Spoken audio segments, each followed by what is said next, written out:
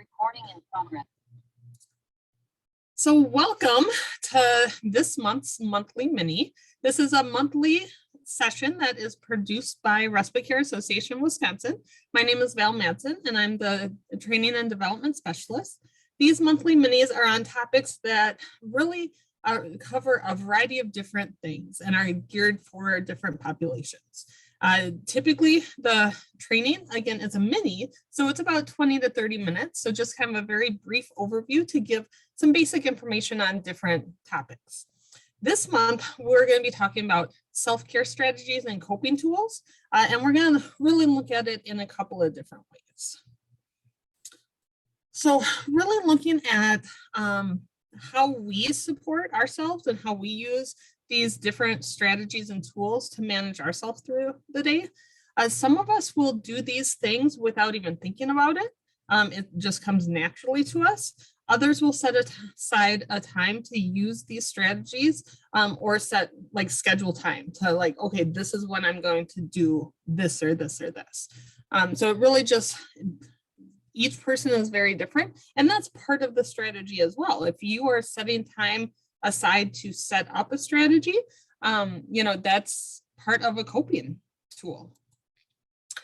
We're also going to talk today because, again, a lot of us are involved in respite in some way, shape, or form, whether you're a caregiver, a provider, but along with us needing to self-regulate, we also want to make sure that we're teaching others strategies to self-regulate as well. And so really figuring out, we'll talk today about using others' tools and teaching them how to use those tools or setting up some strategies for them to learn. What I'm saying today, there is nothing new that you don't know. I promise you that. It is something that it is all familiar information to you, but I did want to just point that out. Hopefully we can look at it in a little bit different way or a different viewpoint. So some key ideas for the topic today. Different strategies work for different people. You would think that kind of is important, but basic, right?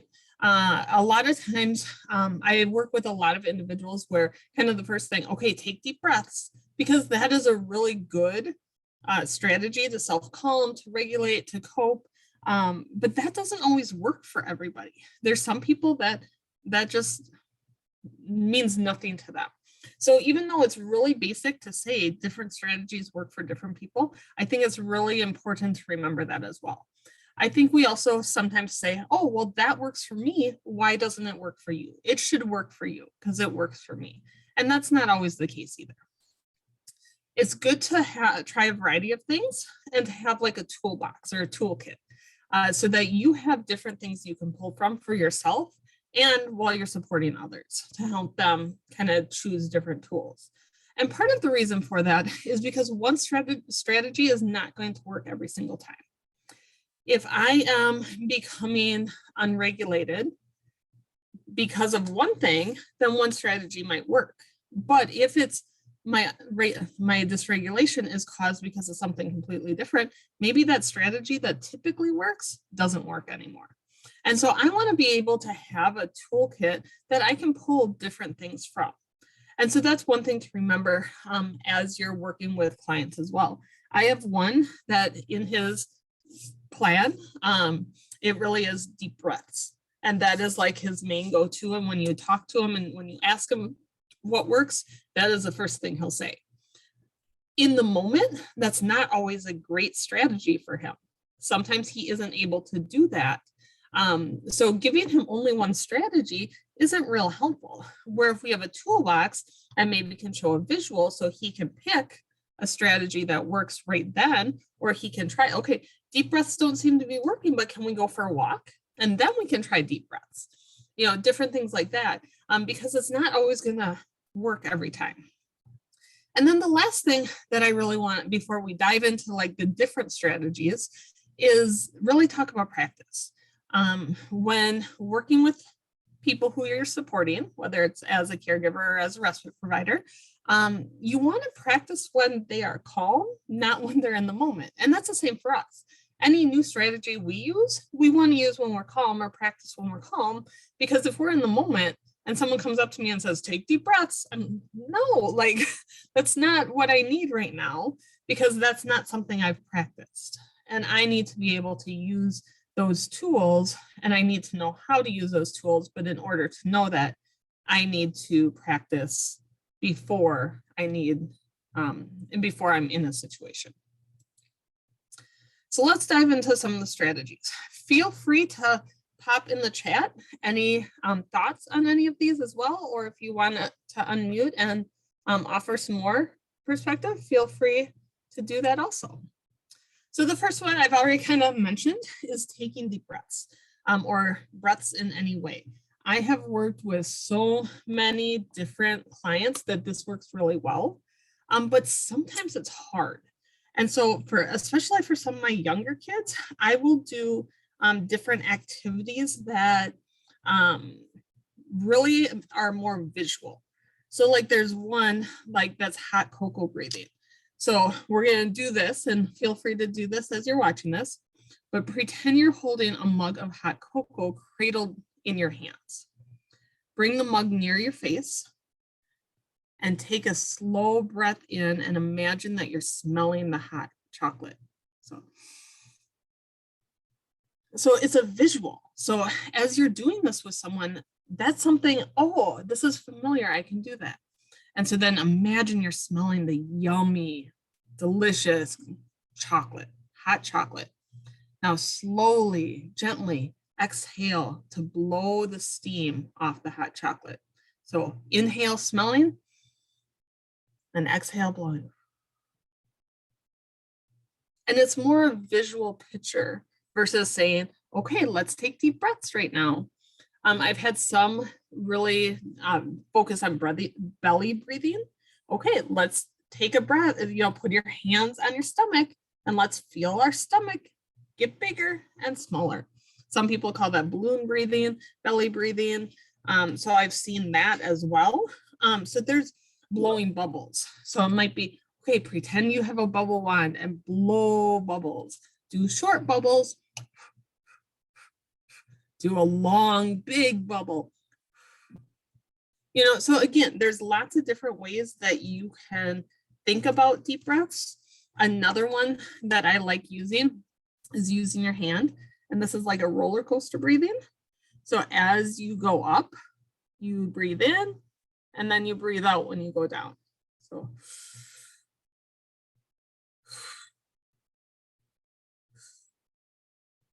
And again, it's a way to focus outside of just, okay, take a deep breath. If you are practicing when you're calm with someone, then maybe it's just you holding up that hand or holding your cup of hot chocolate. And that's going to be less words, and it's going to help take the focus away from whatever might be going on. So it's going to help them bring back and, okay, let's focus on our roller coaster.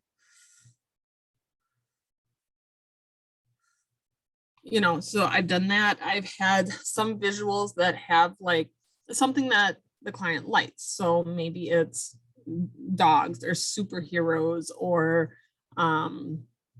movie passes or something like that. Okay, for each one, for each picture, take it off when you take a breath. And so then it's 5 breaths or 10 breaths, whatever it might be. So there's lots of different ways you can do deep breathing. And sometimes we have to remind ourselves to do deep breathing also. We oftentimes think that, oh, this is really super simple, but it's something that I think is really important that we forget to do as well. So it's something that we want to keep in our mind as a really good self-regulation and coping tool to use. So the next one, exercise and movement. And this can be done in so many different ways. It could be just taking a walk. I know if I am feeling out of balance, sometimes it's just like, okay, I'm going to grab my dog and go for a WALK because he is in the room. So I don't want to say the magical word, and so something like that helps me self-regulate or helps me cope with whatever is going on. I've had some clients that, all right, let's do big stops. we need to do some movement, we need to do some heavy work, let's jump up and down. And this isn't always just when someone is upset. This might be because I know I get dysregulated. Sometimes it's because I'm so jumpy. Like there's something going on and I am just really jumpy. And so I'm dysregulated and I need to cope to come back down to be able to sit and finish my work for the day. And so I might need some big movements in order to do that. And so really thinking around, okay, what do you need individually? But then as you're working with someone, what might they need? And how does that help them? Is it maybe something as simple as, all right, let's take the basket of laundry to the washer.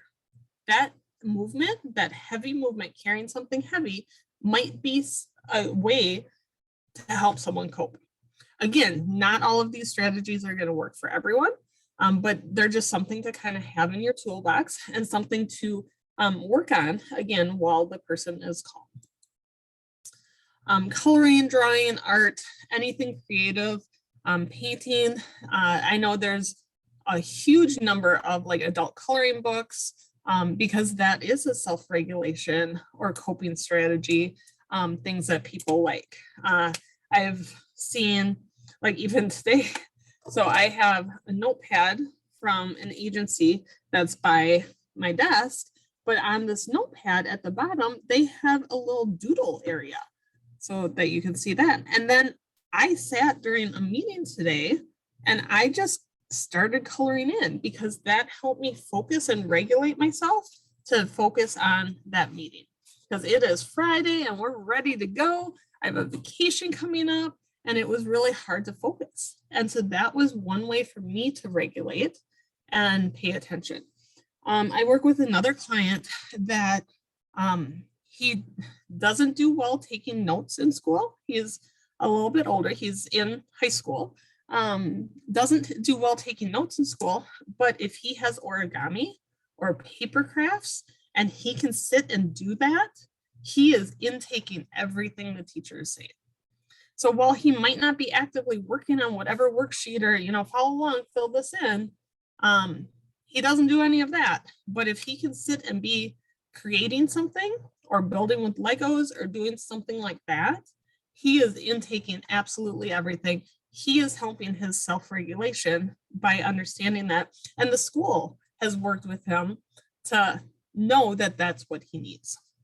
So again, just looking at other ways to have some of those coping tools.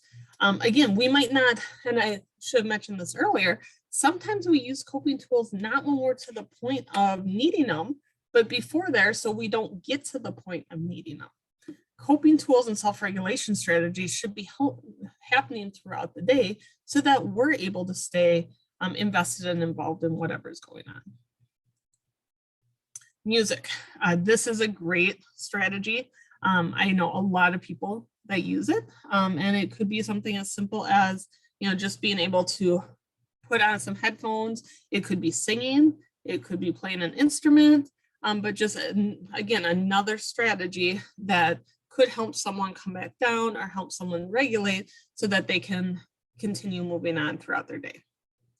I've even seen just like clapping, having the rhythm, having a beat, something like that. That is under that music as well. A maraca, playing an instrument like that. It doesn't have to be huge and, let's create a masterpiece. Let's just get some music, some rhythm going to help us regulate. Positive self-talk. This works really well for some people. I'm working with another client right now that he does a lot of this, especially when he gets anxious. And this is what helps him through. He has specific phrases that he might work on. I've done some where it might be, today is a fresh start. Today is a new day. I can do this. I can do this. Just something as simple as that. I believe in myself. I am safe. So really, especially if someone is really anxious over something, having positive self-talk might help. And you can do this in a variety of ways. You can have like Post-it notes on maybe a mirror that you look at in the morning, and you do your positive self-talk every time you go to the bathroom or every time you look in the mirror. It might be something that is a reminder on your phone that buzzes with a new phrase. You know, maybe you set an alarm a couple times a day and each time is a different phrase. And that's something for you to have. Maybe it's something you draw out of a jar and it's just any phrase, not a specific one that you need. But there's so many different ways to do positive self-talk. And I think we often forget, like, oh, that's kind of silly, but it's not. Like, it really allows us to start putting some positive thoughts into our head. And if we're saying it over and over, you start believing it. Kind of that fake it till you make it. You know, if you say it enough, you're going to start believing it. Your mind's going to start believing it. Watch TVs, videos, movies. This can be a great regulation strategy. It could be a great like vegging strategy, just to take a break from whatever is going on, used as a distraction, whatever it might be. So you know, again, use this as needed or at different points. This might work really well during some situations, but not so well during others. But that's a pretty basic one that makes sense. And maybe it's a time, you know, like maybe there's a specific video that really helps someone calm down. And maybe it is a breathing video, or maybe it's, you know, one of those like calming that has different movements and colors going and coming and going with the soft music. Maybe it's a video like that that really helps with the self-regulation. Read a book, look at pictures. I've had some clients have like a picture book that are like a, I guess, a ring of cards that they have of just pictures they really like that makes them feel good. And it's something that they can pull out when they're starting to get anxious or starting to really struggle. And they can look at the pictures and be like, oh yeah, like it just calms them down. Like it could be pictures of places they've been, you know, calming places, happy places for them. Maybe it's reading a book and just having that break from reality, you know, let's go read a book for a few minutes. So then we can, you know, bring our body back down so that we can go back and do whatever we were doing. Again, each situation is so different. So there's not specific examples because it is going to be different for one person than the other, or when you would use reading a book versus when you would use deep breaths or going for a walk. Mindfulness. This has definitely been kind of a big buzzword almost in the last few years. And mindfulness could be so many different things. A lot of the breathing exercises I consider mindfulness. So when I work with clients, I'm a rec therapist, and so I do therapy sessions. So typically hour to 2 hour sessions. I always start and end with mindfulness. And so again, we're practicing when we're calm. And I'll pick different extra activities. And so when I start with the client, I'll pick the activities. And then as I've been working with them for a while, I'll have them pick the activities and really kind of find what works for them. And so we'll do, you know, we might do some breathing, we might do some self-talk because that is a mindfulness thing as well. One thing that I really like doing is called 5, 4, 3, 2, 1. So we can do that right now. So right now I want you to look around because let me step back. Mindfulness is being in the moment. And so one way to practice this is the 5, 4, 3, 2, 1. So 5, I want you to find 5 things that you can see. So just in your head, look around and name 5 things you can see.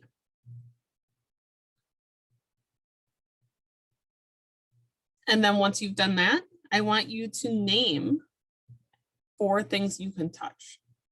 Go touch them. You know, 4 things you can touch. So we did 5 things you can see. Now 4 things you can touch. And now that we've done that, name 3 things you can hear. So what are things I can hear right now? What are 3 things? 2 things you can smell. So in your area, what is something, and maybe it's something you have to grab, but what are 2 things you can smell? And then 1 thing you can taste. So what is something you can taste? So this is a great grounding exercise to really bring you back to the moment. So this is something that I've done with clients that work really well. I also do I call it sensory ABCs, where I have like a deck of cards and with letters. So it's not like playing cards. It's a stack of cards with a letter on it, and have them pick a letter. And then for that letter, name something you can see that starts with that letter. And it could be C, or I could see A. So let's say we're using the letter T. I'm going to pick a letter that's going to struggle for me, but we're going to try it. So something that you could see that starts with T. So then you name something. What is something you can hear that starts with T? Okay, then you name something. And maybe you name more than one thing. I've done that before where, okay, can we come up with 3 things that we could see that starts with T?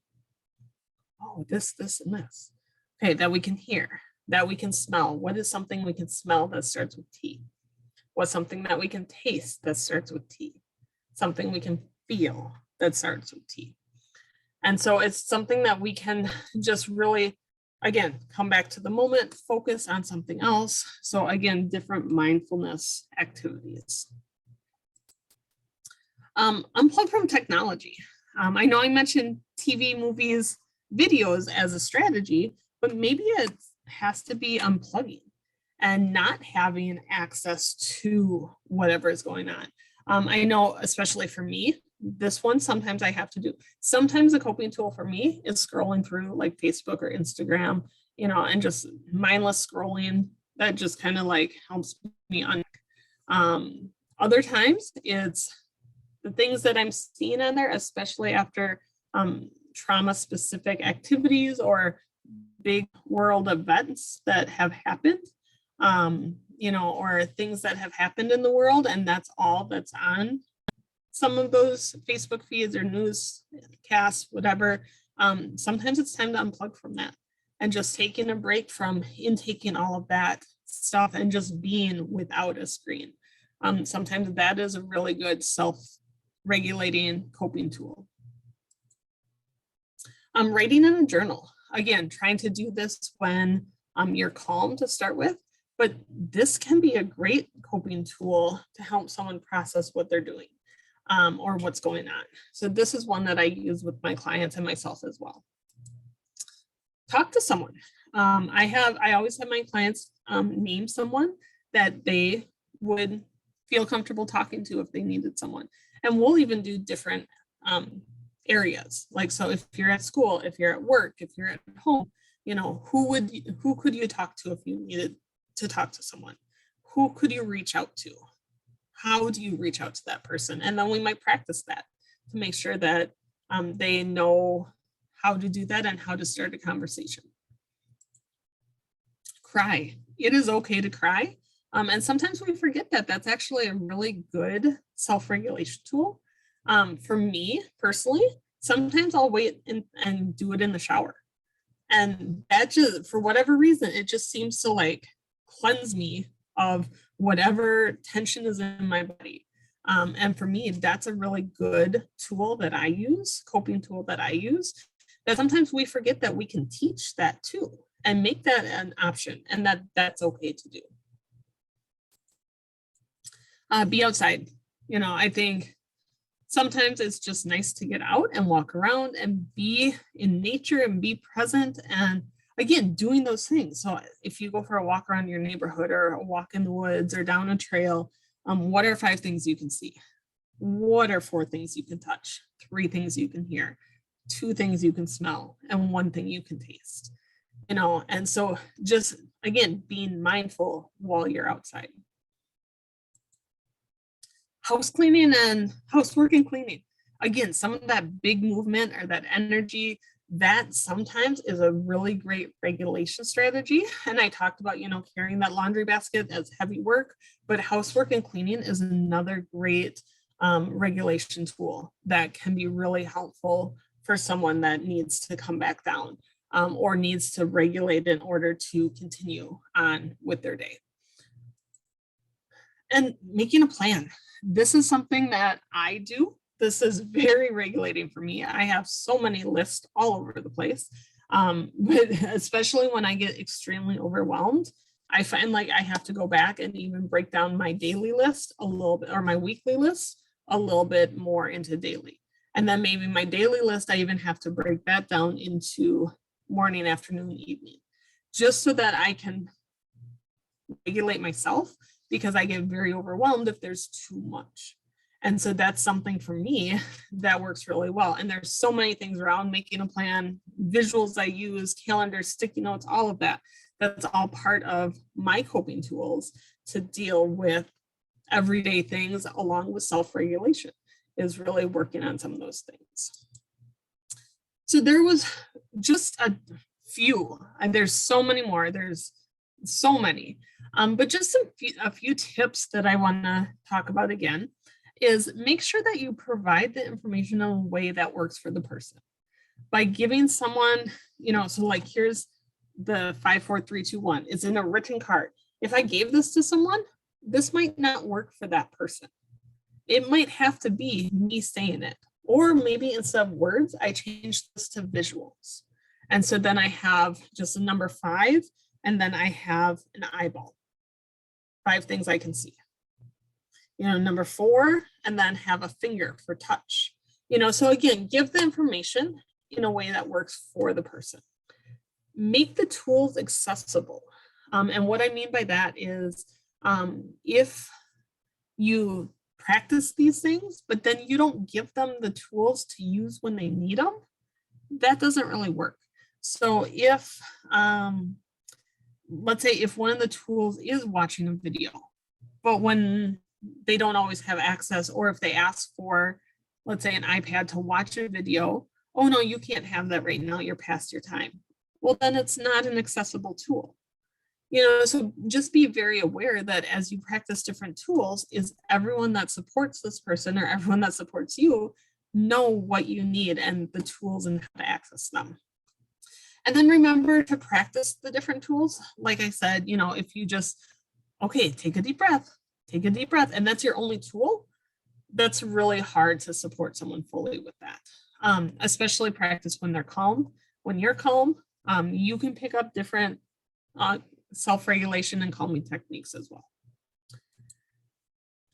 Any questions? Feel free to reach out to me at any point in time. Again, this was just kind of a quick overview, a monthly mini. Next month in July, we are going to talk about safety planning and really looking around like police planning and safety around first responders, different topics like that. You can also check out our YouTube page, which has past monthly minis. This monthly mini will be up shortly, along with any of our other training materials as well. So feel free to reach out to myself at vmadsen@respitecarewi.org. Check out our website.